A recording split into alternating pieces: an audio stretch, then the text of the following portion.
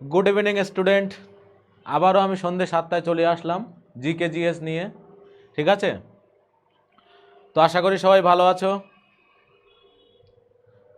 তো শুরু করা যাক। সবাই চলে এসো তাড়াতাড়ি ক্লাসটা দেখার জন্য, এবং আমার সাউন্ডটা ক্লিয়ার কিনা অবশ্যই কমেন্ট করে জানাও। ঠিক আছে, তো আজকে প্রথম প্রশ্নটা দেখি। The Indian war of independence 1857 বইটির লেখক কে ছিলেন? The author of the book the Indian war of independence 1857 was। Right answer কি হবে? Sir Syed Ahmed Khan, VD Savarkar, R S Sharma, R C Majumdar. Right answer কি হবে জানাও। সবাই কমেন্টে জানাও রাইট অ্যান্সার কি হবে। India the Indian war of independence 1857 এই বইটি লিখেছিলেন কে? বিনায়ক দামোদর সাভারকার। বিনায়ক দামোদর সাভারকার। ঠিক আছে, 1857 সালের যে মহাবিদ্রোহ হয়েছিল সেই মহাবিদ্রোহের পটভূমি নিয়ে উনি এই বইটি লিখেছিলেন, এবং ইনি ওই 1857 ওই মহাবিদ্রোহটাকে ইনি বলেছেন ভারতের প্রথম ইন্ডিপেন্ডেন্স ওয়ার, ভারতের প্রথম স্বাধীনতার জন্য লড়াই। ঠিক আছে, ভারতের প্রথম স্বাধীনতার জন্য লড়াই। বুঝতে পারছো?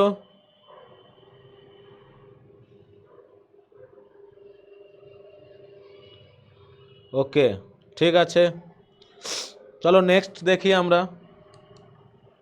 স্বাধীনতার পর ভারতের প্রথম প্রধান বিচারপতি কে হন? স্বাধীনতার পর প্রধান বিচারপতি, যাকে আমরা বলি চিফ জাস্টিস অফ ইন্ডিয়া, প্রথম বিচারপতি, who became the first chief justice of India after independence. Right answer কি হবে? Dilip Bose, Hazarilal J Kania, SP Mukherjee, Nandalal Bose. Right answer কি হবে বলো, ফটাফট অ্যান্সার দাও। সব এই প্রশ্নটি কিন্তু বারবার এক্সামে আসছে। রাইট অ্যান্সার কি হবে ফটাফট বলো, খুবই সহজ।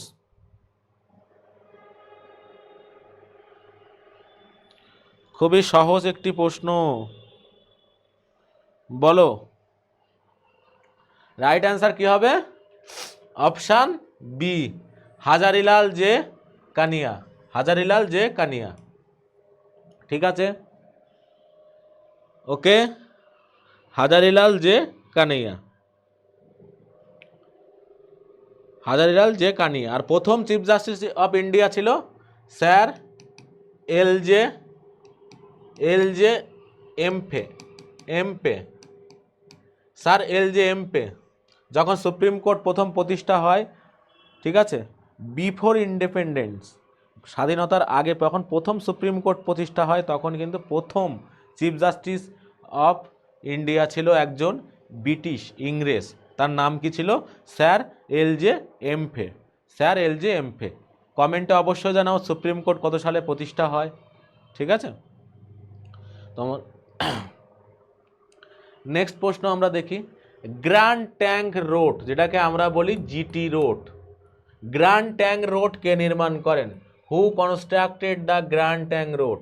আকবর, শেরশাহ সুরি, অশোক, সমুদ্রগুপ্ত। রাইট অ্যান্সার কি হবে কমেন্ট করে জানাও, তাড়াতাড়ি বলো।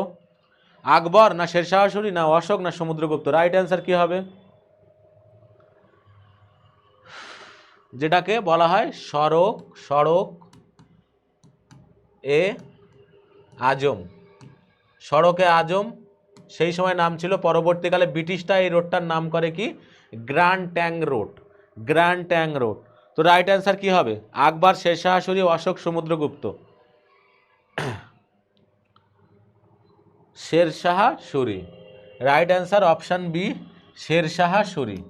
ঠিক আছে, শেরশাহ সুরি ইনি তৈরি করেছিলেন কি? Grand trunk road. Grand trunk road. Okay, বারবার কিন্তু এক্সামে এই প্রশ্নটা দেয়। ঠিক আছে, যারা যারা নতুন ভিডিওটা দেখছো তাদেরকে একটাই কথা বলবো, চ্যানেলটা সাবস্ক্রাইব করে রাখো। আর সরস্বতী পূজা উপলক্ষে আমি তোমাদের গত ক্লাসে বলেছিলাম প্রত্যেকটা কোর্সের উপরে কিন্তু 30% করে ডিসকাউন্ট আছে। এবং ইভেন কি আমি যে ব্যাচটা লঞ্চ করেছি 799 জিএস সাফল্য ব্যাচ, জিএস সাফল্য ব্যাচ, জিএস সাফল্য ব্যাস, এর উপরেও তোমরা 30% ডিসকাউন্ট পেয়ে যাবে 4 ফেব্রুয়ারি পর্যন্ত, 4 ফেব্রুয়ারি পর্যন্ত। ঠিক আছে, তো যারা যারা এই কোর্সটা নিতে চাও 7001154445 নাম্বারে আমাকে কল করে জানিও। ঠিক আছে, তোমাদের যারা যারা জিকে জিএস এর সম্পর্কে একটু ধারণা নেই তাদেরকে আমি জিকে জিএস ফুল নাম্বার পাবিয়ে দেবো। ঠিক আছে, পূর্ণ নাম্বার পাবে, এমনভাবেই তোমাদেরকে কিন্তু এখানে পাঠন হবে। ঠিক আছে, তো ডোন্ট ওয়ারি, শুধু সঙ্গে থাকো। সামনে এমভিআই পরীক্ষা, অনেকগুলো এক্সাম আছে, আর এবং জিকে জিএস সমস্ত এক্সামেই থাকে, তোমরা জানো জিকে জিএস থাকে না এমন কোনো এক্সাম কিন্তু নেই বলতে গেলে। ওকে, ঠিক আছে, নেক্সট দেখি আমরা ঋগ্বেদের সবচেয়ে গুরুত্বপূর্ণ পূর্ণেশ্বর কে ছিলেন? Who was the most important god in the Rigveda? Agni, Indra, Varuna, Vishnu. Agni, Indra, Varuna, Vishnu. Right answer কি হবে? দেখো, ঋগ্বৈদিক পিরিয়ডটাকে আমরা দুই ভাগে ভাগ করি। একটা হচ্ছে কি 1500 বিসি থেকে 900 বিসি, এটাকে আমরা বলি ঋগ্বৈদিক যুগ। ঋগ্বৈদিক যুগ। আর 900 থেকে 600 বিসি, এটাকে আমরা বলি পরবর্তী বৈদিক যুগ। পরবর্তী বৈদিক যুগ। তো ঋগ্বেদের সবচেয়ে গুরুত্বপূর্ণ দেবতা আমরা যদি দেখি, প্রথমে কিন্তু ছিল 3 জন দেবতাকে আমরা দেখি। প্রথম কে ছিল? অগ্নি, ইন্দ্র, বরুণ। ইন্দ্র অলসো নোন কি আছে? পুরন্দরও বলা হয়, তাই না? আমরা জানি পুরন্দর। তো প্রথমে কিন্তু এই 3টে দেবতাকে আমরা 1500 বিসি থেকে 900 বিসি পর্যন্ত দেখি, মেন দেবতার ভূমিকায় দেখি, ঠিক আছে, তাই না? তো আমাদের প্রশ্ন জিজ্ঞাসা করেছে ঋগ্বেদের সবচেয়ে গুরুত্বপূর্ণ ঈশ্বর কে ছিলেন? তো রাইট অ্যান্সার কি হবে? ইন্দ্র। অপশানে অনেক সময় ইন্দ্র না দিয়ে সরাসরি কি লিখে দেয়? পুরন্দর। ওকে, পুরন্দর লেখে। ঠিক আছে, ক্লিয়ার? ওকে, এবং আমরা যদি দেখি 900 থেকে 600 বিসি পরবর্তী বৈদিক যুগে মূল দেবতা হয় কে? ব্রহ্মা, বিষ্ণু, মহেশ্বর। ওকে, ঠিক আছে, ক্লিয়ার? ওকে, নেক্সট প্রশ্ন আমরা দেখি, কোন ইউরোপীয় শক্তি সর্বশেষ ভারতে পৌঁছেছিল? Which European power was the last to reach India? Portuguese, Dutch, British, ফরাসি। টোটাল ইউরোপের অনেকগুলোই কান্ট্রি কিন্তু ভারতে এসেছিল। কে আগে এসেছিল, কে পরে এসেছিল, এগুলো নিয়ে তোমরা অনেকে কনফিউশনে থাকো। তো আজকের আমি তোমাদের সেই ট্রিকটা বলে দেব, জীবনে কোনোদিন ভুলবে না। ঠিক আছে, জিকে জিএস উড়ে যাবে তোমাদের কাছে, আমি একটা কথা দিলাম। শর্টকাট ট্রিক হচ্ছে কি, ট্রিকটা লিখে নিও সবাই। পপি দিদির বড় দাঁত ফাঁকা। পপি দিদির বড় দাঁত ফাঁকা। কি আছে ট্রিক? পপি দিদির বড় দাঁত ফাঁকা। প্রথম ভারতবর্ষে কে আসলো? পর্তুগিজ। তারপরে ডাচরা আসলো। তারপরে ব্রিটিশরা আসলো। তারপরে দানিশ ডেনমার্কের লোক আসলো। এবং লাস্টে কারা এসেছিল? ফ্রান্স। তো শর্টকাট ট্রিক তোমরা কি জানলে? পপি দিদির বড় দাঁত ফাঁকা। সর্বশেষ তাহলে কে এসেছিল তোমরা বলো? সর্বশেষ এসেছিল ফ্রান্স, বা যাদেরকে আমরা বলি ফরাসি। তো রাইট অ্যান্সার কি হবে কমেন্টে জানাও। ফরাসি হবে। Option D right answer, option D. তো ট্রিকটা মনে করে রাখবে। জিকে জিএস আমি তোমাদেরকে এরকম ট্রিকের মাধ্যমে পড়াবো। ওকে, জিকে জিএস সাফল্য ব্যাচ সবাই জয়েন করে যাও। জিকে জিএস সাফল্য ব্যাচ নোট প্রোভাইড করে দেব এবং ট্রিক দিয়ে জিকে জিএস প্রত্যেকের মাথায় আমি বসিয়ে দেব। ওকে, তো রাইট অ্যান্সার কি হবে? ফরাসি। ফরাসি। সাফল্য জিকে ব্যাচ এটা তোমরা নিয়ে নাও, আমি জিকে জিএস সবটাই এখানে তোমাদের পড়িয়ে দেবো এবং নোট প্রোভাইড করে দেবো। ডিউরেশান আমি বলে দিই 4 মান্থ। 749 তোমরা যে প্রাইসটা দেখছো সরস্বতী পূজা উপলক্ষে আমি তোমাদেরকে বলেছি 30% কিন্তু ডিসকাউন্ট পেয়ে যাবে। ওকে, ক্লিয়ার? নেক্সট আমরা দেখি কোন মুঘল সম্রাট হিন্দুস্তানি সঙ্গীতের পৃষ্ঠপোষক ছিলেন এবং রঙ্গিলা নামে পরিচিত ছিলেন? Which Mughal emperor was a patron of Hindustan music and was popularly known as Rangila? Bahadur Shah প্রথম, বাহাদুর শাহ দ্বিতীয়, মোহাম্মদ শাহ, আহমেদ শাহ? রাইট অ্যান্সার কি হবে? ইনি সবসময় রঙিন দুনিয়ায় থাকতো। ঠিক আছে, এনার সময়ে 1739 সালে ভারতবর্ষ আক্রমণ করেছিল কে? নাদির শাহ। নাদির শাহ। এবং আক্রমণ করে ইনি তখন সিংহাসনে বসে আছেন, ময়ূর সিংহাসন টিংহাসন যা ছিল সব লুটপাট করে নিয়ে গেছিল। আর এনার টাইমে এমন দিন চলে এসেছিলো যে মোগলদের এত পাওয়ার ছিল আকবরের সময়, এনার টাইমে এসে কিন্তু মোগলদের জিনিসপত্র বিক্রি করে কর্মচারীকে বেতন দিতে হয়েছে। এত খারাপ দিন চলে এসেছিলো, কারণ নাদির শাহ আক্রমণ করে সব লুটে নিয়ে চলে গিয়েছিল। নাদির শাহ আক্রমণ করে সব লুটে নিয়ে চলে যায়। ওকে, তো রাইট অ্যান্সার কি হবে কমেন্টে জানাও। রাইট অ্যান্সার হচ্ছে option C. Option C, Mohammad Shah Rangila. Mohammad Shah Rangila. Okay, Mohammad Shah Rangila. Clear? Next আমরা দেখি নিচের কোন রাজ্যের মধ্য দিয়ে চম্বল নদী প্রবাহিত হয় না? নিচের কোন রাজ্যের মধ্য দিয়ে চম্বল নদী প্রবাহিত হয় না? Through which of the following state Chambal river does not flow? Uttar Pradesh, Madhya Pradesh, Rajasthan, Gujarat? Right answer কি হবে কমেন্ট করো, করে তাড়াতাড়ি জানাও, ফাটাফাট অ্যান্সার হবে। ঠিক আছে, চম্বল নদী। চম্বল নদী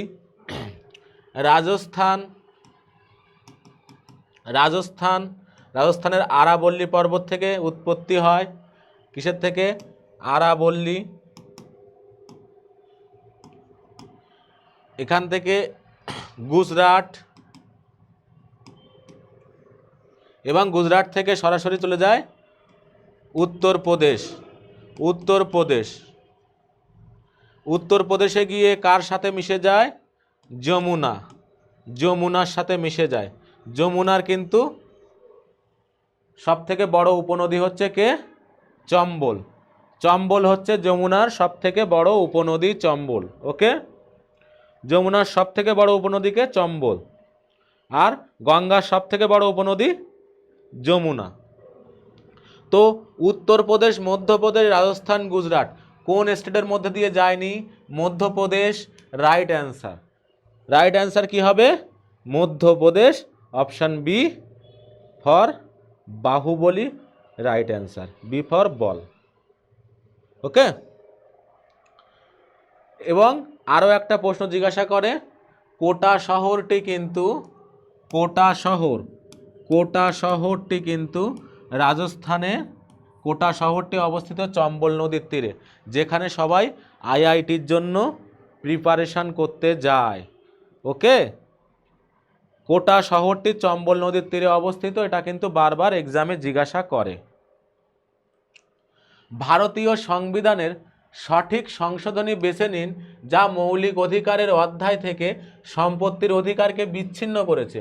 choose the correct amendment to the Indian constitution which has dislink the right to property from the chapter of fundamental rights. 43তম, 44তম, 45তম, 46তম?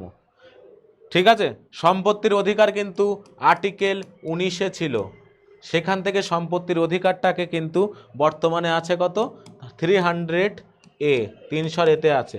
কারণ আমরা জানি মৌলিক অধিকার কেউ ছিনিয়ে নিতে পারবে না, সুপ্রিম কোর্ট আমাদের মৌলিক অধিকারের সমস্ত দায়িত্ব নিয়ে রেখেছে।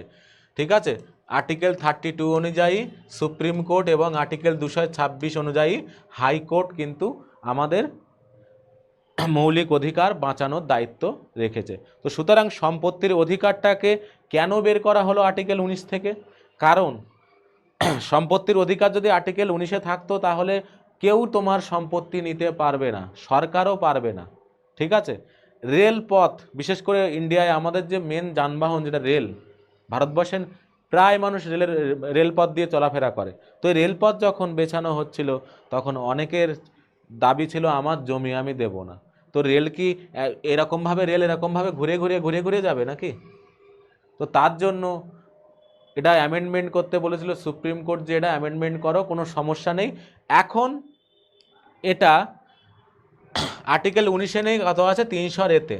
এটা তোমার ফান্ডামেন্টাল রাইট না, মৌলিক অধিকার না, কিন্তু এটি একটি আইনি অধিকার। কিন্তু তোমার জমি অনলি গভর্নমেন্ট নিতে পারে, কিন্তু তোমাকে তার পরিবর্তে তার ভরপাই করতে হবে টাকা দিয়ে। ঠিক আছে, বা অন্য কোথাও থাকার ব্যবস্থা করে। আইদার তোমার জমি বা ভূমি কেউ কেড়ে নিতে পারবে না, কোনো অন্য ব্যক্তি পারবে না, শুধুমাত্র সরকারই পারে। কালকের গিয়ে দেখা গেল তোমার জমিতে তেল বেরোলো, সোনার খনি খুঁজে পাওয়া গেল, তখন কি হবে? তখন সরকার তোমাকে একটা টাকা প্রোভাইড করবে এবং অনেকটাই বেশি করে ওই জায়গাটা সরকারের অধীনে নিয়ে আসবে। ক্লিয়ার? তো এটা কততম অ্যামেন্ডমেন্টে হয়েছিল? 44তম অ্যামেন্ডমেন্ট। সবাই বলছে অপশান বি 44তম সংবিধান সংশোধনী। কত সাল? 1978, 1978 সালে এই সংবিধান সংশোধনীটা হয়েছিল। 1978 সালে এই সংবিধান সংশোধনীটি হয়েছিল। তো রাইট অ্যান্সার অপশান বি 44তম সংবিধান সংশোধনী। ঠিক আছে, নেক্সট আমরা দেখি। আরও একবার বলছি, জিকে ব্যাচ কিন্তু ফেব্রুয়ারি মাস থেকে, ফেব্রুয়ারির 5 তারিখ থেকে কিন্তু শুরু হচ্ছে। এখনও সময় আছে, 4ই ফেব্রুয়ারি পর্যন্ত সরস্বতী পূজা উপলক্ষে কিন্তু তোমাদের 30% ডিসকাউন্ট অনলাইনে দেওয়া হচ্ছে। তো যারা যারা ভর্তি হতে চাও আমার নাম্বার 7011115445 এই নাম্বারে ফোন করো 5। ওকে, আমি তোমাদেরকে 30% ডিসকাউন্ট করে দেব। এটি ভ্যালিডিটি অনলি ফর 4 ফেব্রুয়ারি পর্যন্ত এই অফারটি তোমাদের জন্য থাকছে। ঠিক আছে, মনডে টু থার্সডে সপ্তাহে 6 দিন ক্লাস থাকবে এবং প্রতিটা থিওরি বেসিস এবং নোট প্রোভাইড করে দেওয়া হবে এবং আনলিমিটেড মক টেস্ট তোমাদেরকে পুরোপুরি জিকে জিএস আমি রেডি করে দেবো সমস্ত এক্সামের জন্য। ঠিক আছে, অল্প কিছু টাকা, এমন একটা বেশি টাকা না, 30% ডিসকাউন্ট দিলে দেখো অনেক কমে যাবে। ঠিক আছে, প্রায় 500-550 টাকার ভিতরে, 500 টাকার ভিতরে হয়ে যাবে। তো এই অফারটা কিন্তু 4 ফেব্রুয়ারি পর্যন্ত, সবাই মাথায় রেখো। নেক্সট প্রশ্ন দেখি আমরা। নেক্সট প্রশ্ন, রাজ্য নীতির নির্দেশকমূলক নীতি যেটা আর্টিকেল 36 থেকে আর্টিকেল 51 পর্যন্ত আছে, ভারতীয় সংবিধানের কোন অংশে অন্তর্ভুক্ত? এটা খুবই সহজ, কারণ যারা যারা আমার বিগত ক্লাসগুলো করেছো তাদের কাছে তো এই প্রশ্নটা কোনো ব্যাপারই না। এই প্রশ্নটা কিন্তু বারবার এক্সামে জিজ্ঞাসা করে।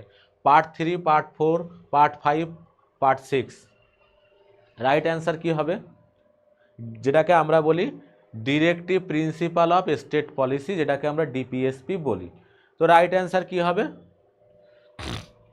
কমেন্টে জানাও। রাইট অ্যান্সার কি হবে বলো, তাড়াতাড়ি বলো। রাইট অ্যান্সার পার্ট 4, তাই তো? পার্ট 4-এ কে আছে? ডিপিএসপি।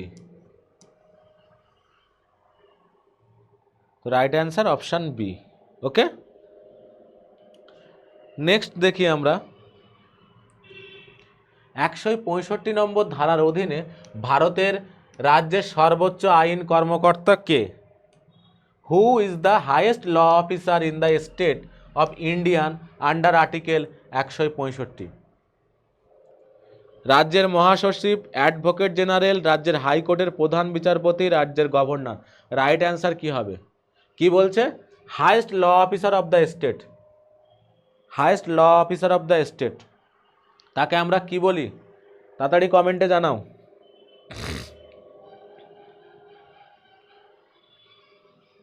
স্টেট গভর্নমেন্টের যে হাইয়েস্ট ল অফিসার হয়, যে স্টেটের হয়ে সমস্ত কেসগুলো লড়াই করে, ঠিক আছে? স্টেটের বিরুদ্ধে যখন কোনো কেস হয় তখন কিন্তু সে স্টেটের হয়ে লড়াই করে, তো তাকে কি বলা হয়? রাইট অ্যান্সার কি হবে? Option B. সবাই বি বলছে, তাহলে রাইট অ্যান্সার কি হবে? Advocate general, advocate general. Right answer advocate general. Article কত বললো? 165, তাই না? Advocate general. তোমাদের কাছে একটা প্রশ্ন থাকলো, কমেন্টে জানাও,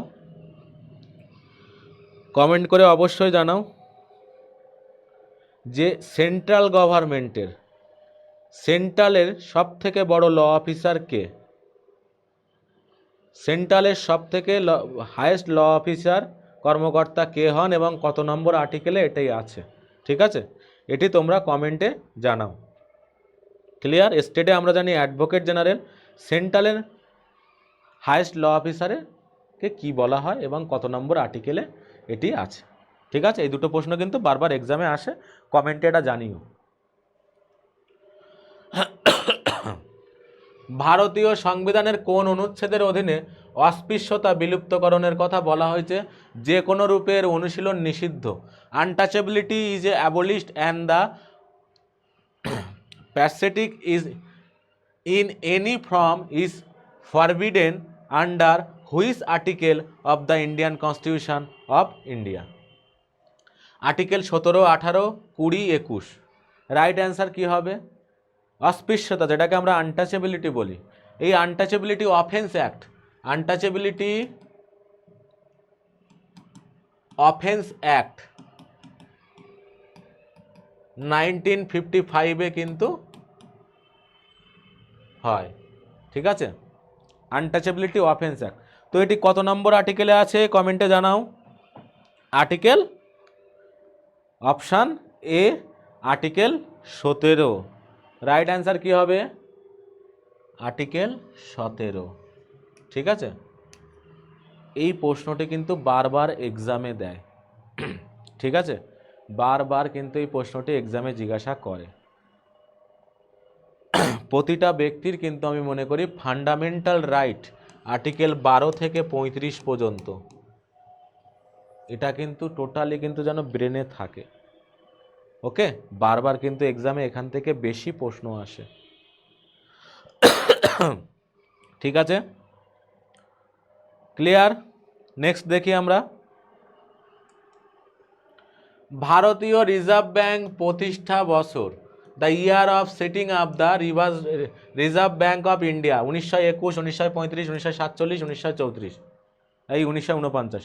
রাইট অ্যান্সার কি হবে? অপশানে রাইট অ্যান্সার কি হবে? কমেন্টে জবাব দাও, তাড়াতাড়ি অ্যান্সার দাও, বারবার এক্সাম এই প্রশ্নটি দেয়। আরবিআই প্রতিষ্ঠা কত সালে হয়েছিল এবং ন্যাশনালাইজেশন কত সালে হয়?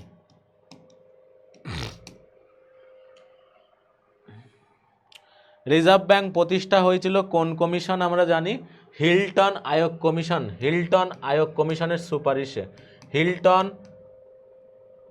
আয়োগ commission, Hilton commission, sorry Hilton, আরে বাবা দাঁড়াও বলছি, এটাকে লিখে নিও, Hilton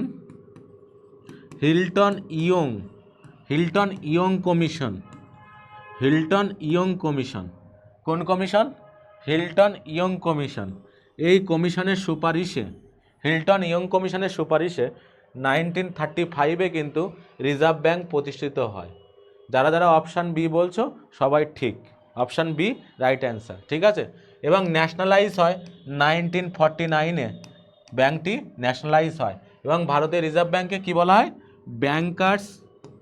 bankers of the bankers.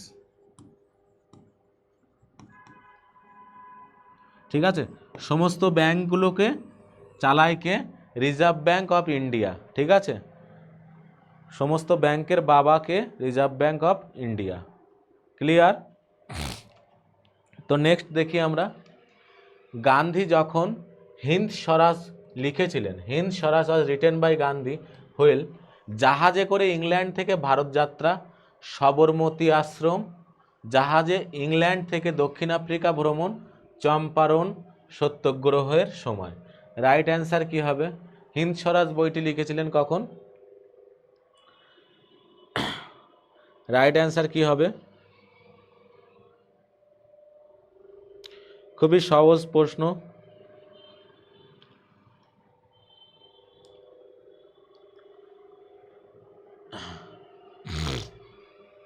Hind স্বরাজ, হিন্দ স্বরাজ বইটি উনি তখনও লিখেছিল যখন জাহাজে ইংল্যান্ড থেকে দক্ষিণ আফ্রিকা ভ্রমণ করেছিল, তখনই এই বইটি লিখেছিল হিন্দ স্বরাজ। রাইট অ্যান্সার কি হবে? Option C. যারা যারা রাইট অ্যান্সার অপশান সি বলেছো তারা একদম কারেক্ট। ওকে, জাহাজে করে যখন ইংল্যান্ড থেকে দক্ষিণ আফ্রিকা ভ্রমণ করছিলেন তখন তিনি এই বইটি লেখেন। ওকে, নেক্সট দেখি আমরা, নেক্সট আমরা দেখব সাফল্য জিকে ব্যাস, যেটি তোমাদের জন্য আমি এনেছি এবং 749 রুপিস, কিন্তু সরস্বতী পূজা উপলক্ষে তোমরা 30% ডিসকাউন্ট পাচ্ছ। ওকে, এটা 4 ফেব্রুয়ারি পর্যন্ত কিন্তু তোমাদের হাতে আছে। 4 মাসের মধ্যে তোমাদের জিকে জিএস আমি মাথায় ঢুকিয়ে দেব, নোট সহ এবং আনলিমিটেড মক টেস্ট সহ। ক্লিয়ার? সুন্দরবনকে বিশ্ব ঐতিহ্যবাহী স্থান হিসাবে ঘোষণা করা হয়েছে। Sundarban is declare as a world heritage site for tiger reserve, সুন্দরী গাছ, ম্যানোগ্রোভ বন, জীববৈচিত্র্য। কেন ওয়ার্ল্ড হেরিটেজ সাইটের মর্যাদা কেন দেওয়া হয়েছে সুন্দরবনকে? রাইট অ্যান্সার কি হবে? রাইট অ্যান্সার কি হবে বলো? সুন্দরবনকে ওয়ার্ল্ড হেরিটেজ সাইটের মর্যাদা কেন দেওয়া হয়েছে? Option A tiger reserve, option B সুন্দরী গাছ, অপশান সি ম্যানোগ্রোভ বন, অপশান ডি জীববৈচিত্র্য। ওকে, রাইট অ্যান্সার কি হবে বলো? আমার শরীরটা খুব একটা ভালো না, তবুও আমি তোমাদের ক্লাস নিচ্ছি। প্রচণ্ড গলা ব্যথা আমার। ঠিক আছে, কথা যখন দিয়েছি ইউটিউবে 25,000 প্রশ্ন করাবো, তো আমি করাবো। ঠিক আছে, এবং তোমাদের জন্য জিকে জিএস সাফল্য ব্যাচও আমি নিয়ে এসেছি এবং অনেক কম টাকায়। যা কথা দেব সেই কথাই রাখবো, ওই জন্যই শরীর অসুস্থ তবুও তোমাদের ক্লাস নিচ্ছি। তো রাইট অ্যান্সার যারা যারা অপশান সি বলছো একদম কারেক্ট বলছো, ম্যানোগ্রোভ বন। ম্যানোগ্রোভ বনের জন্য কিন্তু ওয়ার্ল্ড হেরিটেজ সাইটের মর্যাদা প্রাপ্ত হয়েছে। ওকে, নেক্সট প্রশ্ন দেখি আমরা,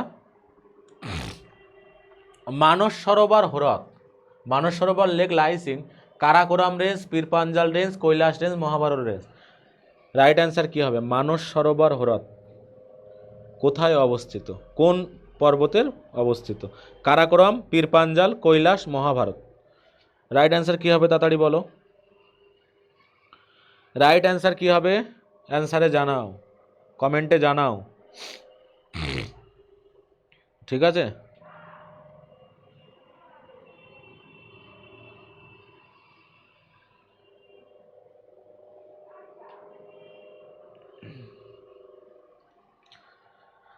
option C, option C right answer, Kailash range, Kailash range. Right answer Kailash range, option C correct answer. Okay, ঠিক আছে, নেক্সট দেখি, মধ্যরাতের আঘাতে যখন বিশ্ব ঘুমিয়ে থাকবে ভারত জীবন ও স্বাধীনতার জন্য জেগে উঠবে, কে বলেছিলেন? At the stroke of midnight when the world sleeps India will awake to life and freedom was said by. কে বলেছিলেন? Lord Mountbatten, doctor Rajendra Prasad, Jawaharlal Nehru তাদের কেউ নয়। এই কথাটি যে 1947-এর 14ই আগস্ট এই কথাটি একজন ব্যক্তি বলেছিলেন, তার নাম কি? তাড়াতাড়ি অ্যান্সার দাও। রাইট অ্যান্সার কি হবে বলো?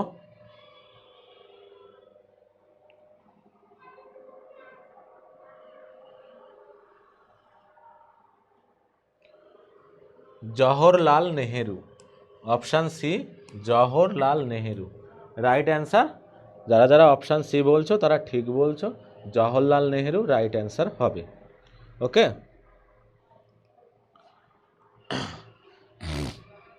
ভারতীয় জাতীয় কংগ্রেস প্রতিষ্ঠিত হয়। The Indian National Congress was founded by Allan Octavian, Hume, Bal Gangadhar Tilak, Motilal Nehru, Surendranath Banerjee. কে ভারতীয় জাতীয় কংগ্রেস প্রতিষ্ঠা করেন? কত সালে আমরা জানি? 1885 সালে। 1885 সালে। রাইট অ্যান্সার কি হবে? যারা যারা অপশান এ বলছো তারা রাইট বলছো, অ্যালান অক্টোভিয়ান হিউম, এ ও হিউম। ঠিক আছে, এ ও হিউম, এ ও হিউম। ঠিক আছে। প্রথম অধিবেশন কোথায় হয়েছিল এবং প্রথম অধিবেশনের সভাপতি কে ছিল? তোমরা কমেন্টে জানাও। প্রথম অধিবেশন কোথায় হয়েছিল এবং প্রথম অধিবেশনের সভাপতি কে ছিল তোমরা কমেন্টে জানিও। ঠিক আছে, তো নেক্সট প্রশ্ন দেখি। সাফল্য জিকে ব্যাস, আমি বারবার বলছি তোমাদের হাতে একটা বিশাল বড় সুযোগ আছে, যেটা 30% তোমরা পেয়ে যাচ্ছ। কত পার্সেন্ট? 30% তোমরা ডিসকাউন্ট পেয়ে যাচ্ছ 4 ফেব্রুয়ারির মধ্যে। যারা যারা এই ব্যাচটি পারচেস করতে চাও তারা আমাকে আমার নাম্বার 7000115445 বা নিচে দেওয়া এই নাম্বারটিতে ফোন করতে পারো। ওকে, ঠিক আছে। মালিক কাফুর কার জেনারেল ছিলেন? মালিক কাফুর, ফিরোজ শাহ তুগলাক, চন্দ্রগুপ্ত মৌর্য, বিম্বিসার, আলাউদ্দিন খলজি। কার জেনারেল ছিলেন মালিক কাফুর? মালিক কাফুরকে কি বলা হতো বলো তো? মালিক কাফুর কার জেনারেল ছিলেন? মালিক কাফুরকে বলা হতো হাজার দিনার। হাজার দিনার, হাজার দিনার। কেন বলা হতো হাজার দিনার? কারণ মালিক কাফুরকে একটা দাসের বাজার থেকে কিনেছিল 1000 দিনার দিয়ে, তাই হাজার দিনার বলা হয়। এই মালিক কাফুরই প্রথম গোলকোন্ডা জয় করে কোহিনূর হিরে নিয়ে আসে। আমরা সকলেই জানি গোলকোন্ডার খনি থেকেই কোহিনূর হিরে উঠেছিল, যেটি ইংল্যান্ডের রানী মাথায় পরে। ঠিক আছে, এই কোহিনূর হিরে কিন্তু মালিক কাফুর প্রথম নিয়ে এসেছিল। কোথায়? গোলকোন্ডার এক রাজার কাছ থেকে। ঠিক আছে, তো রাইট অ্যান্সার কি হবে তাহলে? যারা যারা অপশান ডি বলছো তারা রাইট বলছো, আলাউদ্দিন খলজির জেনারেল ছিলেন কে? Malik Kafur. Option D right answer. Okay, ভারতের সুপ্রিম কোর্টের বিচারকের সংখ্যা বাড়ানোর ক্ষমতা ন্যস্ত আছে কার হাতে? The power to increase the member of জজ in the supreme court of India is vested in. ভারতের রাষ্ট্রপতি, সংসদ, ভারতের প্রধান বিচারপতি, আইন কমিশন। রাইট অ্যান্সার কি হবে? সুপ্রিম কোর্টে বিচারপতির সংখ্যা বাড়ানোর ক্ষমতা কার কাছে আছে?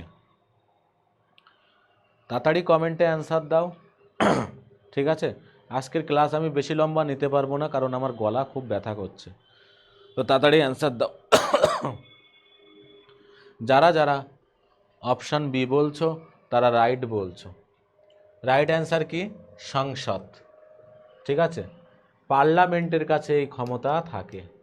পার্লামেন্টের কাছে কিন্তু এই ক্ষমতা আছে, সুপ্রিম কোর্টের বিচারপতি বাড়ানোর ক্ষমতা পার্লামেন্টের কাছে আছে। ওকে, ভারতীয় সংবিধানের 280 অনুচ্ছেদে কি আছে? Article 280 of the Indian constitution less down the establishment of the পরিকল্পনা কমিশন, অন্তরাজ্য পরিষদ, রিটার ওয়াটার্স ট্রাইব্যুনাল, অর্থ কমিশন। আর্টিকেল 280 বারবার এক্সামে জিজ্ঞাসা করে। রাইট অ্যান্সার কি হবে? রাইট অ্যান্সার কি হবে? আর্টিকেল 280-তে কি আছে? তাড়াতাড়ি কমেন্টে অ্যান্সার দাও। আর্টিকেল 280-তে কি আছে? ইয়েস, আর্টিকেল 280-তে অর্থ কমিশন আছে। Option D right answer. Option D right answer. যারা যারা অপশান ডি অ্যান্সার করেছো তারা সবাই সঠিক অ্যান্সার করেছো। ওকে, নেক্সট আমরা দেখি। নেক্সট আমাদের অনলাইন এবং অফলাইনে কিন্তু সব ব্যাচই শুরু হয়ে গেছে। কলকাতা পুলিশ, ডব্লিউবিপি, রেলওয়ে এবং জিকেজিএস, ডব্লিউবিসিএস অফিসার ব্যাচও শুরু হয়েছে, পিএসসিরও ব্যাচ শুরু হয়েছে এবং জিকেজিএস ব্যাচটা যেন আমি নিয়ে এসেছি তোমাদের জন্য, যেটা আমি বারবার ক্লাসের মাঝখানে বললাম। তো আজকের ক্লাস এ পর্যন্তই থাকলো, কারণ আমার শরীরটা খুবই খারাপ লাগছে এবং আমার গলাটা খুবই ব্যথা করছে। তোমরা হয়তো আমার কথা শুনে বুঝতে পারছো আমি লাউডলি কথা বলতে পারছি না। ঠিক আছে, নেক্সট ক্লাসে আবার দেখা হবে এবং আমি যা কথা দেই সেই কথা রাখি। ঠিক আছে, আমি তোমাদের ইউটিউবে 25,000 প্লাস কোয়েশ্চেন পড়াবো। ঠিক আছে, গুড নাইট এবং জয় হিন্দ।